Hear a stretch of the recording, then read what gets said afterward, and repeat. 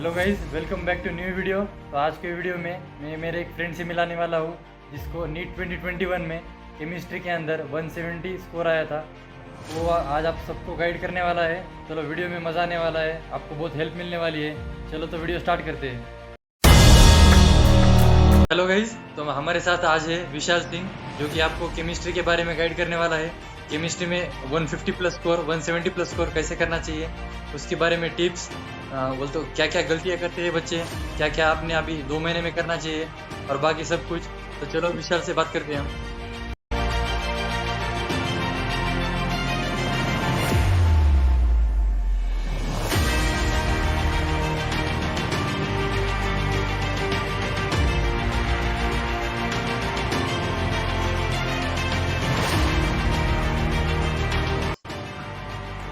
Hello guys,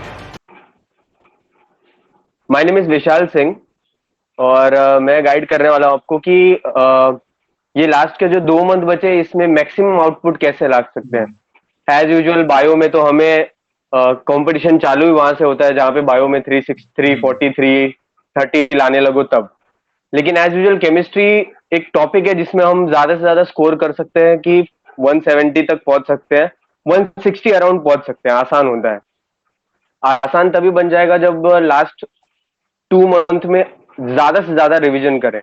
और revision की भी प्लानिंग अलग अलग होती है। एज यूजुअल हम जानते हैं केमिस्ट्री के 3 पार्ट है, फिजिकल केमिस्ट्री, इनऑर्गेनिक और ऑर्गेनिक। अगर हम तीनों को एक तरीके से पढ़ेंगे तो वो काम नहीं आएगा। एज यूजुअल तीनों के तरीके अलग अलग होते हैं। हमें पता है कि अगर मैं आपको बताना चाहूँ कि फिजिकल केमिस्ट्री में कैसे टारगेट करें, बहुत सारे चैप्टर्स हैं फिजिकल केमिस्ट्री में। उसको टारगेट करने के लिए हमें ना कभी कभार बच्चे लोग को ऐसा होता है कि उनको पढ़ते रहते हैं बट मार्क्स नहीं आते हैं, फिजिकल केमिस्ट्री में अटकते हैं। एज अ फिजिक्स की तरह है, थोड़ा सॉल्विंग पार्ट है। तो फिजिकल केमिस्ट्री में सही तरीका ये है कि आप बस एज यूजुअल नॉर्मल रीडिंग रखो, बेसिक रीडिंग। और अगर आपने ऑलरेडी नोट्स बना रखे हैं तो वो नोट्स को ही पढ़ो। बाकी कोई भी अदर कोचिंग के मॉड्यूल को अब टच करने का टाइम चला गया है क्योंकि ये 2 महीने बचे हैं, तो अदर मॉड्यूल को टच करने का टाइम नहीं है। कुछ नहीं करना अगर चाहिए। आपके जी बिल्कुल ज्यादा नहीं करना चाहिए। आप ज्यादा करने के चक्कर में अपना टाइम वेस्ट करते हो। हाँ। ये टाइम ऐसा है कि आपके खुद के नोट्स है, उनको क्विक रिवीजन पे लेना चाहिए। और अगर आपने अब तक नोट्स नहीं बनाए हैं तो ट्राई करेंगे कि फिजिकल केमिस्ट्री के बेसिक नोट्स, 2-3 पेज वाले नोट्स जिनको बोलते हैं short note, formula notes, basic formula या कुछ की पॉइंट नोट्स, वो नोट्स बनाने चाहिए। और ये 2 महीने में सबसे इंपॉर्टेंट ये रहेगा कि आप टेस्ट किस तरीके से अटेम्प्ट करते हो। लोगों को मैंने देखा हुआ है कि टेस्ट अटेम्प्ट करते हैं और उसके मार्क्स कम आए तो निराश हो जाते हैं, ज्यादा आए तो खुश हो जाते हैं। ये दोनों ही नहीं होना चाहिए।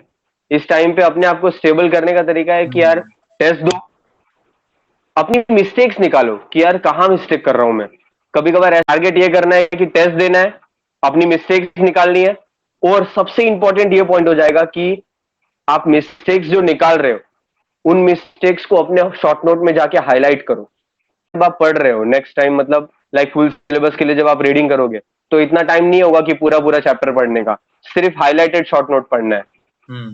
तो फिजिकल केमिस्ट्री में बॉस यही है कि आपको बेसिक रीडिंग रखनी है, शॉर्ट नोट की कंटिन्यूअस रीडिंग रखनी है, मिस्टेक्स को शॉर्ट नोट में हाईलाइट करना है और नेक्स्ट टाइम सिर्फ हाईलाइटेड पॉइंट्स ही पढ़ने हैं पूरा। और ये हाँ, जब अगर एक पॉइंट से ऐड करना चाहता हूँ।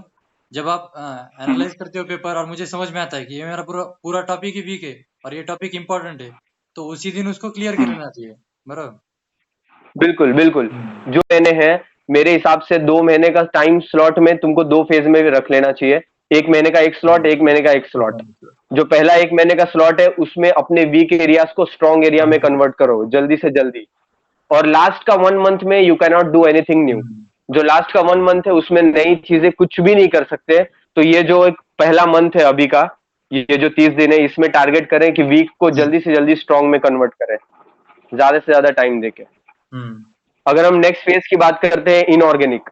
इनऑर्गेनिक केमिस्ट्री हमें पता है कि बायोलॉजी जैसा है। इनऑर्गेनिक के जो 15 क्वेश्चन आने वाले हैं उनको 10 से 12 मिनट में किया जा सकता है क्योंकि वो बिल्कुल बिल्कुल टू द पॉइंट क्वेश्चन होते हैं, बहुत डीप क्वेश्चन नहीं होते।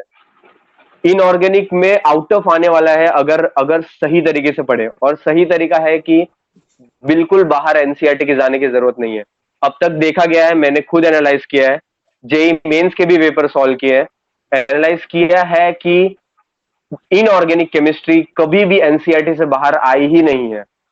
और खासकर ये 5 सालों में 2016 से लेके 21 तक बाहर से आ ही नहीं रहा है क्वेश्चन, तो हम बाहर से क्यों पढ़ेंगे, हम टारगेट करेंगे फुल ऑन एनसीईआरटी। इनऑर्गेनिक में एक एक एक की पॉइंट ऐड करना चाहूंगा। की पॉइंट ये है कि आप इनऑर्गेनिक के जो भी प्रीवियस ईयर क्वेश्चन सॉल्व कर रहे हो, उन प्रीवियस ईयर क्वेश्चन को आप एनसीईआरटी में टैग करना चालू करो। जैसे आप क्या करोगे, इनऑर्गेनिक को स्ट्रॉन्ग करने का तरीका है, जितने भी प्रीवियस ईयर क्वेश्चन है सारे के सारे एनसीईआरटी में मैपिंग कर दोगे। इससे क्या होगा कि आपको पता चलने लगेगा कि यार क्वेश्चन कहां से आ रहे हैं। इनऑर्गेनिक केमिस्ट्री का सही तरीका है एनसीईआरटी पे टारगेट करो। जिसने नहीं किया अब तक वो भी अभी कर सकता है, क्योंकि अभी भी टाइम है, ऐसा नहीं है कि पढ़ नहीं सकते एनसीईआरटी। वन रीडिंग करके एक बार पीवाईक्यू सॉल्व करके उनको टैग करो एनसीईआरटी में, बहुत ही फायदा होगा। ये 2 महीने का टाइम है, अपने दिमाग में ये रखना है कि यार ये 2 महीने वापस नहीं आएंगे, इस 2 महीने में मैक्सिमम आउटपुट देना है। तो डिप्रेशन में जाने का ये सब टाइम हटा दो, रिजल्ट के बाद देख लेंगे डिप्रेशन की ऑपरेशन जाएगा। इनऑर्गेनिक में जो भी मिस्टेक होगी, एक सजेशन है कि आप छोटी सी डायरी बनाओ, मिस्टेक डायरी। अभी जितने भी पेपर देने वाले हो 2 महीने में, इस 2 महीने में आप टेस्ट दो, मिस्टेक्स निकालो और मिस्टेक के शॉर्ट नोट लिखो। छोटे छोटे डायरी को ट्राई करो कि अल्टरनेट डे पे देखो, नहीं अल्टरनेट डे पे तो 3 दिन का टाइम लगा के देखो। एग्जाम से पहले, जी बिल्कुल बिल्कुल, एग्जाम से पहले आप इसको स्कैन करोगे ना, बिल्कुल, क्योंकि इस 2 महीने में आप लगभग 15 से 20-25 टेस्ट दे चुके रहोगे, और इस 20-25 टेस्ट के जो भी मिस्टेक है वो अगर एक डायरी में सबमिट गए तो मैक्सिमम चीजें कवर हो जाएंगी। और ऑब्वियस बात है, ये तेरी मिस्टेक खुद की है, जो भी स्टूडेंट दे रहा है उसकी खुद की मिस्टेक है, और ऑब्वियस बात है खुद की मिस्टेक ही काम देगी, है ना। तो कटिंग में आउट ऑफ निकलना बहुत आसान है, पूरा मिलता है। अगर हम बेवकूफी ना करें तब तक पूरा मार्क्स मिलता है, और कम से कम टाइम में। कम से कम टाइम में। मैं तो ऐसा, मतलब मेरा स्पीड इतना हो गया था केमिस्ट्री में कि मतलब मैं 45 क्वेश्चंस लाइक 30 मिनट 25 मिनट में भी करने लगा था, क्योंकि इनऑर्गेनिक जुबान पे थी। आगे अगर हम बात करते हैं ऑर्गेनिक केमिस्ट्री, बहुत लोग की फेवरेट होती है, बहुत लोग को कभी जिसको समझ नहीं आती उसको समझ नहीं आती। मेरी फेवरेट है एज यूजुअल, मेरे को सबसे ज्यादा फेवरेट लगती थी, क्योंकि सिनेरियो ये है कि ऑर्गेनिक केमिस्ट्री आपको तब अच्छी लगती है जब general organic chemistry GOC strong होता है। तो अगर किसी का जीओसी स्ट्रांग नहीं है तो वो इन्वेस्ट करना चाहिए उसको टाइम। अभी 2 महीने बचे हैं, अगर वो सिलेक्ट करे कि यार ये 5 दिन में मैं अपना जीओसी स्ट्रांग करूंगा तो कर सकता है वो। ऑर्गेनिक केमिस्ट्री याद नहीं रखनी पड़ेगी, या रट्टा नहीं मारना पड़ेगा जब जीओसी स्ट्रांग रहेगा। तो मेरा ये पॉइंट ऑफ व्यू है कि अब तक अगर आप देखोगे नीट में, जेई नीट में मैंने अब तक ट्रेस किए हैं, बहुत सारे ट्रेस करते हैं, क्योंकि टफ नहीं आते। ऑर्गेनिक केमिस्ट्री के क्वेश्चन टफ नहीं होते, अगर होते भी है तो वो एनसीईआरटी ओरिएंटेड ही होते हैं। लाइक SN1 मैकेनिज्म पे बहुत क्वेश्चन आ चुके हैं, SN1 SN2 के बेस पे, ऑर्डर के बेस पे क्वेश्चन आ चुके हैं, कार्बोकेटाइन स्टेबिलिटी के बेस पे क्वेश्चन आ चुके हैं। तो जितने भी क्वेश्चन होंगे वो जनरली जीओसी से ओरिजिनेट रहते ही रहते हैं। तो अभी अगर ऑर्गेनिक केमिस्ट्री के बारे में बात करेंगे तो मेरा सबसे अच्छा पॉइंट यही होगा आपको कि आप ऑर्गेनिक केमिस्ट्री में जीओसी सबसे पहला स्ट्रांग रखो, और अगर कंसेप्चुअली स्ट्रांग रखो। जम रही है तो अब नहीं जम रही है तो क्या छोड़ नहीं सकते ना। अगर आपको नहीं जम रही है तो आप सिंपल टारगेट करो कि नेम वाले रिएक्शन ज्यादा से ज्यादा आप पूरे बाय हार्ट रख लो। जितने भी नाम वाले रिएक्शन है, जितने भी साइंटिस्ट के नेम के बेस पे रिएक्शन है, उनको बाय हार्ट रख लो। और जो भी स्पेशल मैकेनिज्म्स हैं, जैसे कि SN1 SN2 mechanism, basic mechanisms जो है, उनको बाय हार्ट रख लो। एनसीईआरटी के बाहर वाली रिएक्शन के सवाल आते नहीं है, तो याद रखना है कि even in organic chemistry you have to target the NCERT. NCERT के बाहर कुछ नहीं आ रहा है। इस 2 महीने में वो आगे जाएगा जिसने अपने मिस्टेक को एनालाइज किया।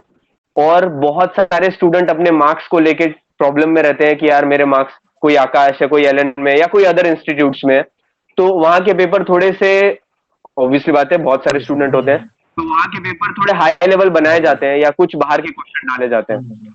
कुछ क्वेश्चन होंगे हमेशा बाहर के डालने वाले, वो बाहर के डालेंगे, आपको उसको इग्नोर करना है। कुछ चीजें इग्नोर करनी ही चाहिए। अगर आप इग्नोर नहीं करोगे तो आप अपने ऊपर स्ट्रेस लेके बैठोगे कि मुझे ये क्वेश्चन कैसे नहीं आया, ये नहीं आया। You have to ignore certain things, because ये कोई फाइनल एग्जाम नहीं है, यहाँ पे 2 महीने हैं।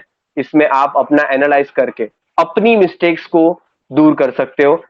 मैं आपको सजेशंस दे सकता हूँ, लेकिन काम आपको ही करना है। हाँ, आपको अपने सजेशन पे काम करना पड़ेगा। आपको खुद ही देखना पड़ेगा कि यार मेरी क्या मिस्टेक्स है और उन मिस्टेक्स को कैसे एनालाइज करूं। लास्ट 2 मंथ में यही एक एडवाइस है कि यार अपनी मिस्टेक्स को कम से कम करने की कोशिश करो। और लाइन अपने दिमाग में बैठा लेनी चाहिए स्टूडेंट्स को, time once gone gone forever, कभी नहीं आएगा वापस।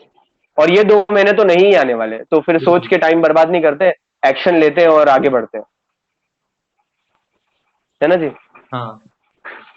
चलो, थैंक यू विशाल, हमें अपने बहुत अच्छा लगा। तुमने हमें बहुत सारा गाइडेंस दिया, बहुत सारे टिप्स दिए, बहुत अच्छा लगा हम सबको। Thank you.